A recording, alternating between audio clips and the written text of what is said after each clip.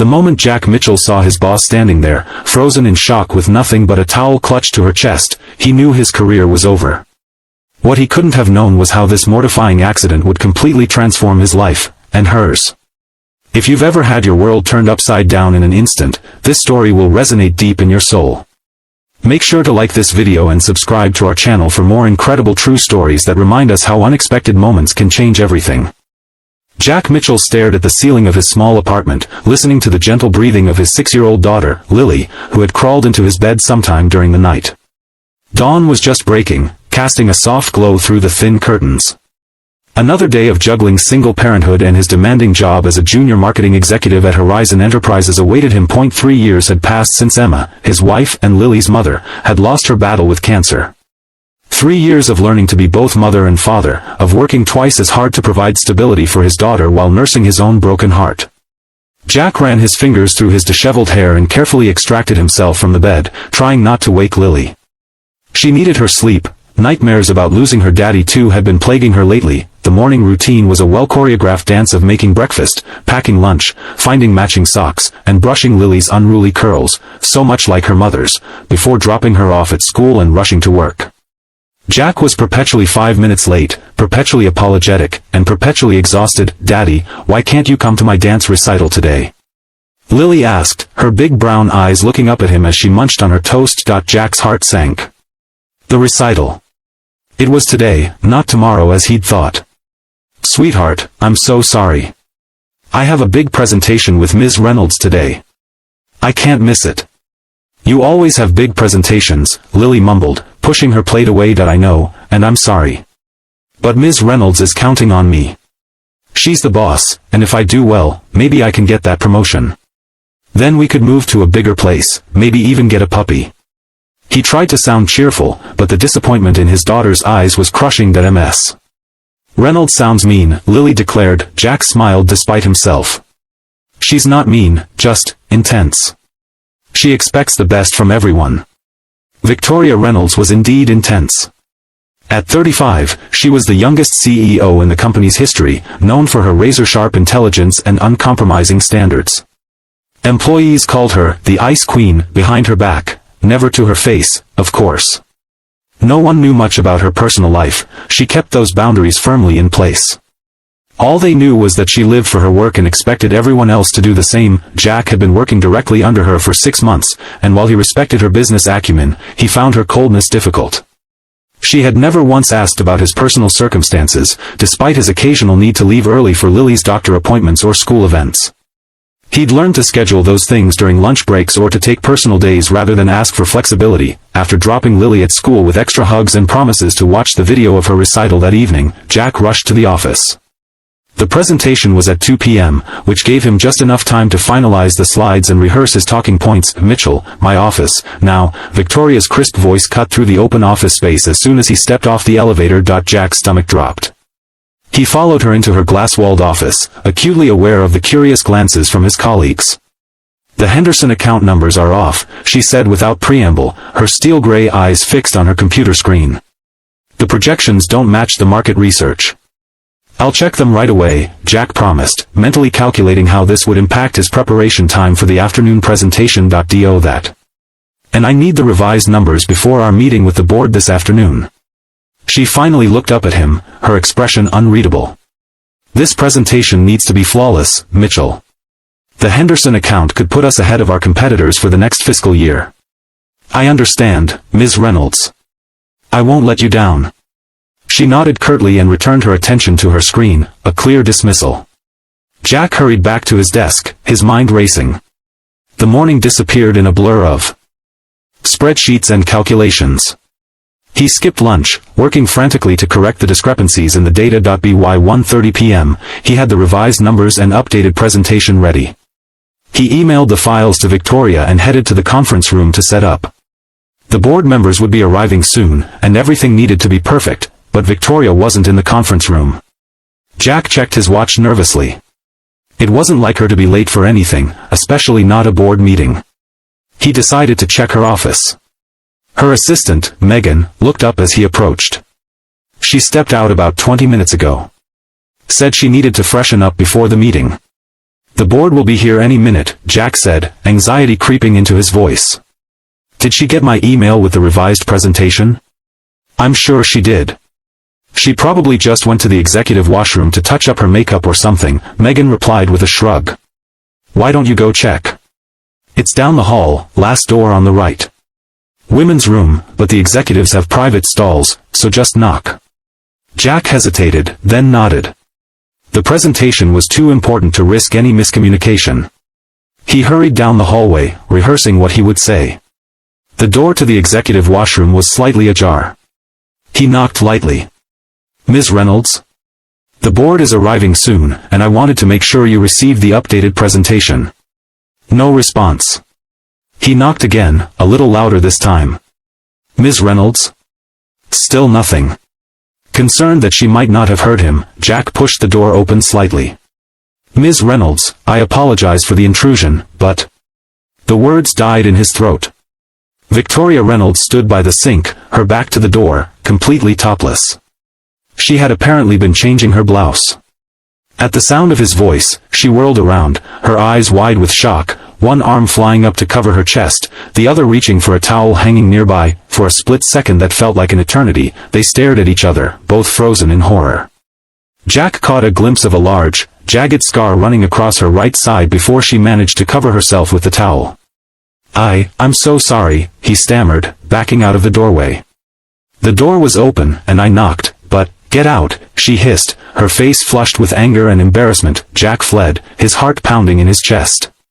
He returned to the conference room, his mind reeling. What had he done? He just walked in on his boss, his notoriously private, intimidating boss, in a state of undress. He was going to be fired. There was no question about it. The board members began to arrive, and Jack greeted them mechanically, his thoughts still in turmoil. 5 minutes before the meeting was scheduled to begin, Victoria walked in, impeccably dressed in a crisp white blouse and charcoal suit, her dark hair pulled back in its usual severe bun. If not for the slight flush on her cheeks, no one would have guessed anything was amiss. She didn't look at Jack as she took her place at the head of the table. Gentlemen, ladies, thank you for joining us today. Mr. Mitchell will be presenting our strategy for the Henderson account. Jack somehow made it through the presentation, though he had no recollection afterward of what he'd said. The board members seemed impressed, asking thoughtful questions that he answered on autopilot. Victoria remained silent throughout, her expression unreadable. When the meeting concluded and the board members filed out, Jack braced himself for the inevitable. Victoria would ask him to stay behind, and then she would fire him. He would have to tell Lily they couldn't afford a bigger apartment after all. No puppy. Maybe they'd have to move in with his parents in Ohio. Mitchell, Victoria said, her voice cool and professional. A word in my office, please. Here it comes, he thought, following her down the hallway.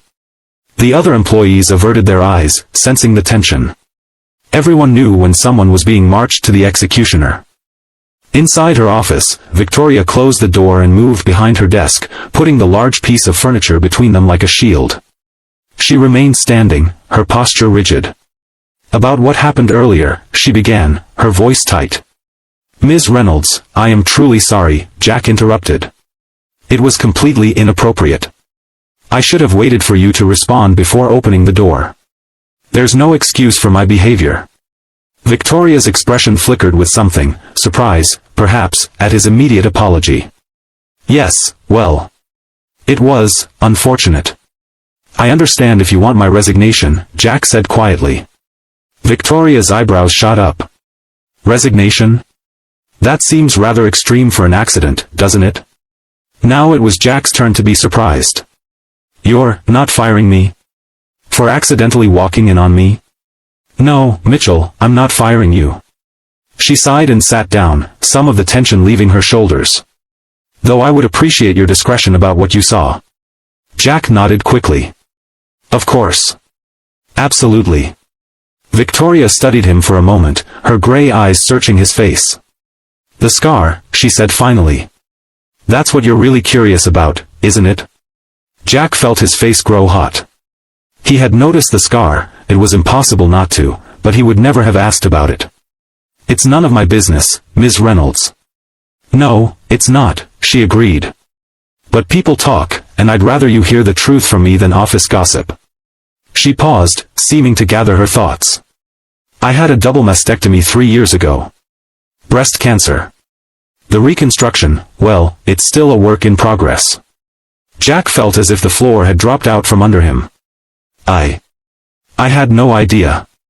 "That was the point," Victoria said with a small, bitter smile. "I didn't want anyone to know. I didn't want to be the object of pity or speculation. I didn't want cancer to define me or affect how people perceive my ability to do my job." "My wife died of cancer," Jack said, the words tumbling out before he could stop them. 3 years ago. Ovarian cancer. That's why I'm sometimes rushing out of here. I'm a single dad. My daughter, Lily, she's 6. Victoria's composed facade cracked slightly, genuine surprise showing in her eyes. "I didn't know you were widowed." "I don't talk about it much at work," Jack admitted. "For the same reasons, I guess. I don't want to be the sad widower or have people thinking I can't handle my responsibilities." A moment of understanding passed between them, a recognition of shared pain that transcended their professional roles. "Your daughter's recital," Victoria said suddenly. "That's today, isn't it? I overheard you on the phone yesterday." Jack nodded, surprised she had noticed. "Yes, but it's fine. The presentation was more important." Victoria looked at him for a long moment, then shook her head. "No, it wasn't. Go to the recital, Mitchell." "What?" "Go to your daughter's recital. The board loved the presentation. The Henderson account is secure. There's nothing else that can't wait until tomorrow." Jack stared at her, unable to believe what he was hearing. "Are you sure?" "I'm sure." Something softened in Victoria's expression. "I lost 3 years of my life to cancer, Mitchell. 3 years of being afraid, of focusing on survival instead of living. Don't miss the moments that matter with your daughter." Jack felt a lump forming in his throat. "Thank you, Ms. Reynolds." "Victoria," she corrected him. "I think after today, you can call me Victoria." Jack made it to Lily's school just as the recital was about to begin. The look of pure joy on his daughter's face when she spotted him in the audience was worth more than any promotion or raise could ever be. She danced with extra enthusiasm, her eyes finding his repeatedly as if to make sure he was still there. After the recital, as they walked hand in hand to get ice cream, Lily looked up at him curiously. "Did the mean boss lady let you come see me?" Jack smiled. "She's not mean, Lily. She's just been through some hard times, like we have. And yes, she told me to come see you because she thought it was important." "Maybe she's not so bad then," Lily conceded, licking her ice cream cone. "No," Jack agreed, thinking of the unexpected vulnerability he'd glimpsed in Victoria Reynolds. "She's not so bad at all." The next morning, Jack arrived at work to find a small gift box on his desk. Inside was a framed photograph of him and Lily at the recital. One of the other parents must have taken it and shared it with the school. There was a note attached. "Some moments are worth capturing.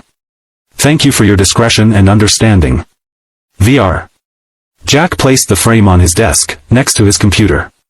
Throughout the day, several colleagues commented on the photo, and for the first time, Jack found himself openly talking about Lily, about being a single parent, about the challenges and joys of raising her alone. To his surprise, his honesty was met not with pity but with support. One colleague offered to babysit sometimes so he could have an evening to himself. Another, a single mom, suggested they arrange playdates for their children. The office environment, which had always felt so separate from his personal life, suddenly became more human. Victoria, too, seemed different.